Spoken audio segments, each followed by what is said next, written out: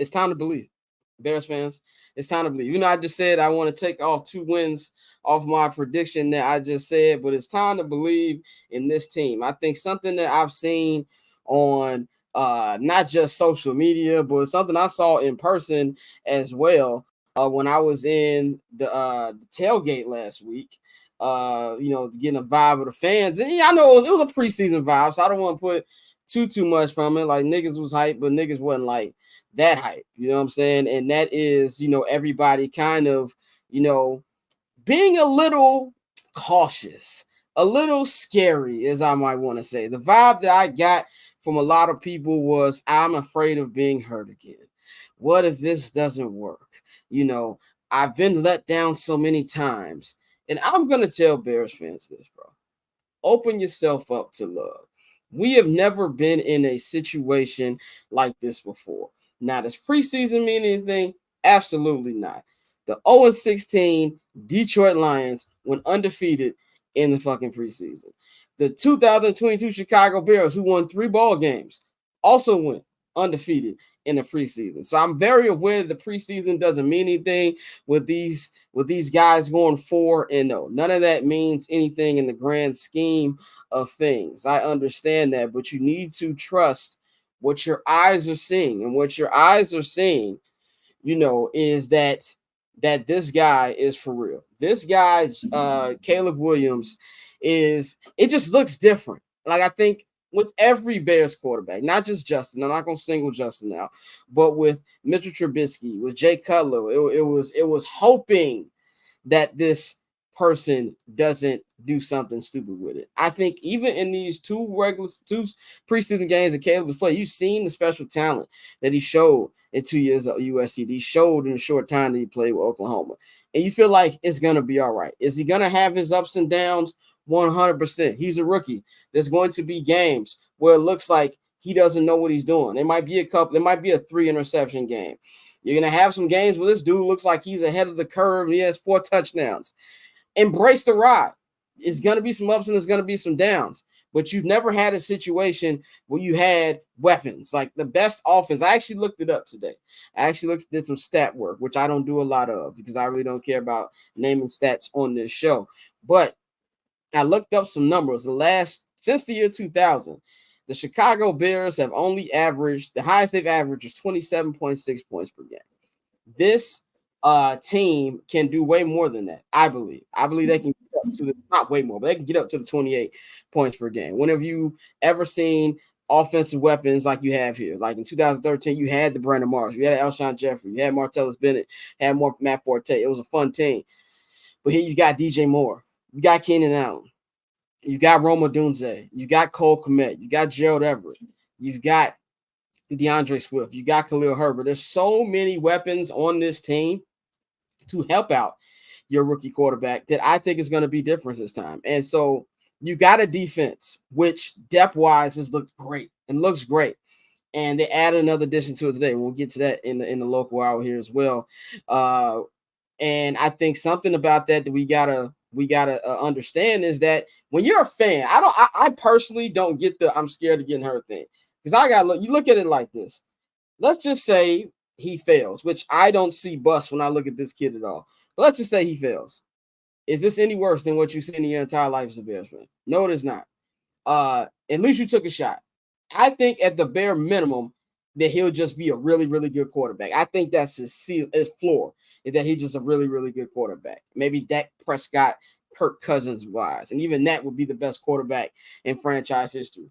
That's why I wouldn't worry about it. That's what being a sports fan is about. I open yourself to love, Bears fans. It's like if you got your heart broken many, many times, and you finna go into a relationship saying, "Well, I don't want to get in a relationship with this woman, or I don't want to get in a relationship with this man because I might get my heart broken again." Maybe this is the one.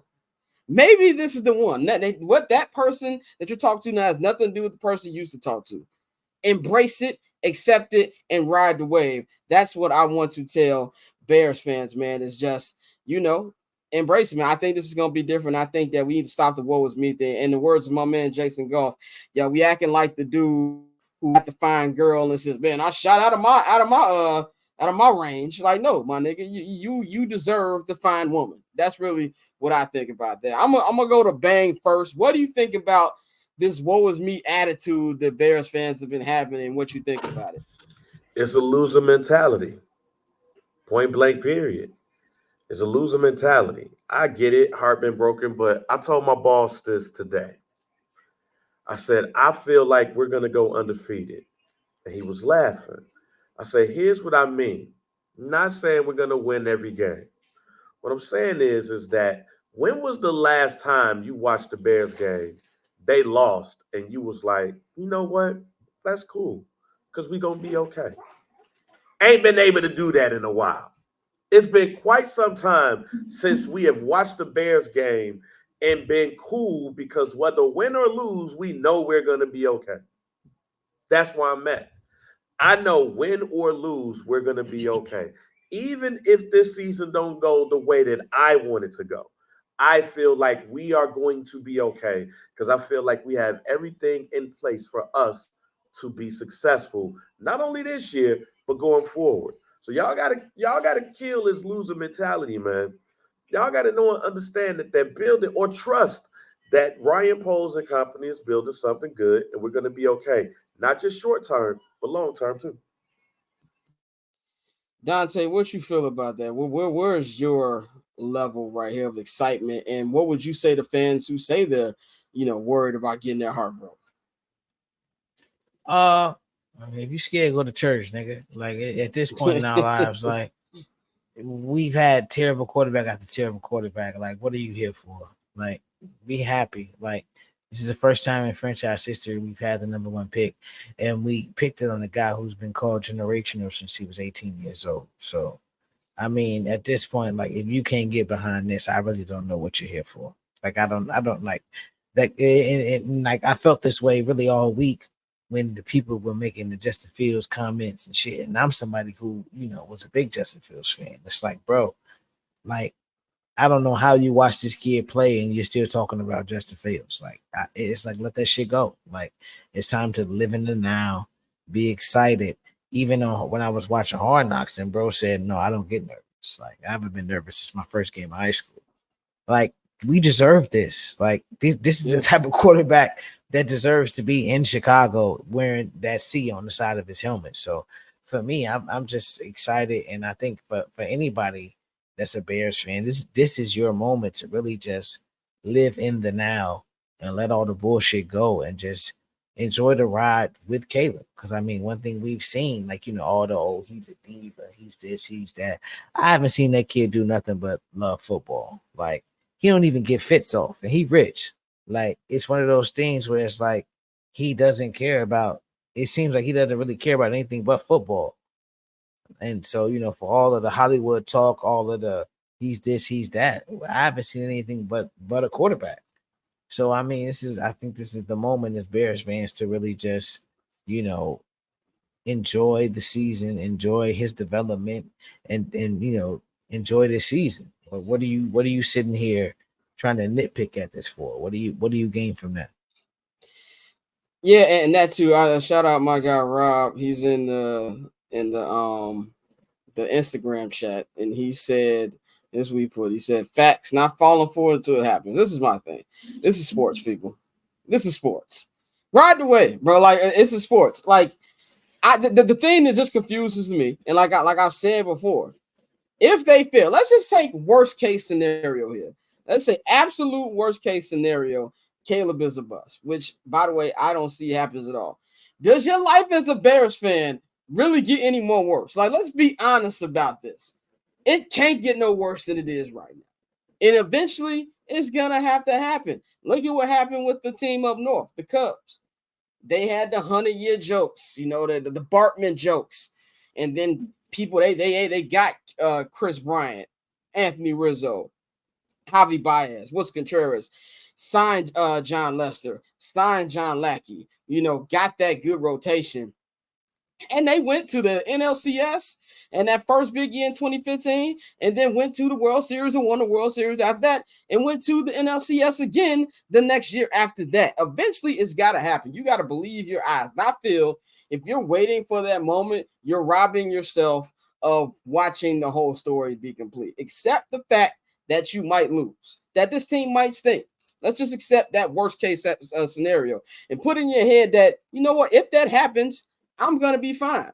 I've watched Moses Moreno. I've watched, Shane Matthews. I've watched Jay Cutler. I've watched Rex Grossman. Like, it can't get worse. And anything except the fact that this team on paper, Poles has done everything he needed to do. And now just ride with the wave. That's just pretty much where I'm at this point.